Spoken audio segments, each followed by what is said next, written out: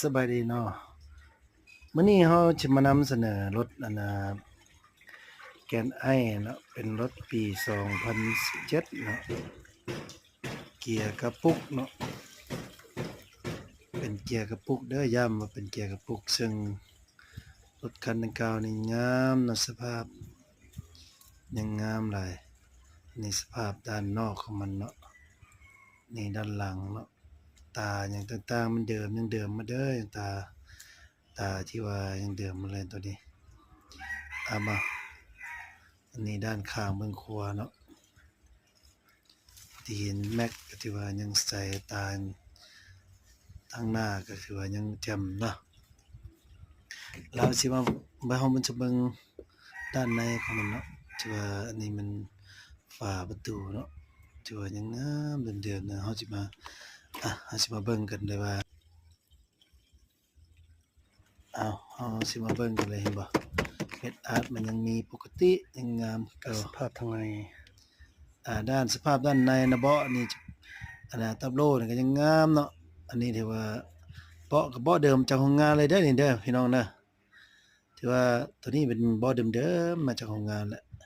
อันนี้เพดานก็ถือว่ายังงามใช้ได้เนาะถือว่าบ่เบี้ยวอันนี้มันยังที่ด้านหลังนี่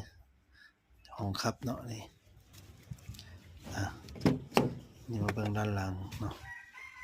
สภาพเป็นเกียร์กระปุกเนาะระบบฟืนระบบไฟยังใช้ได้งานปกติเนาะทำมาเบิ่งรวมๆกันเนาะด้านหลังต่อไปเฮาสิมาเบิ่งกันด้านหลังว่าบ่นั่นตีนสก๊อกสกัวของมันสก๊อกสกัวนี่ยังครบเนาะมาเบิ่งกันเนาะเด้ที่ว่าตัวนี้เป็นดินสกัวของมันเนาะกะล็อกกะลิกที่ว่ามานำเครื่องที่ว่ายังครบหมดเด้อพี่น้องเด้อต่อมาเราจะเบิ่งด้านข้างเบิ่งนี้เนาะจะพาไปเบิ่งจักรเนาะจักรรถคันนี้ที่ว่ายังนิ่มนวลมาไขฝากระโปรงก่อนเนาะ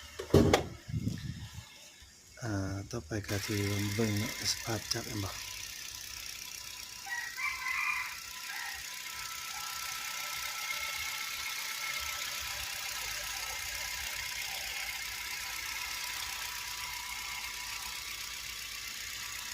บอกอายเด้อรถนี่เด้อมาเบิ่งมาใครเบิ่งเนาะบ่ออกอาย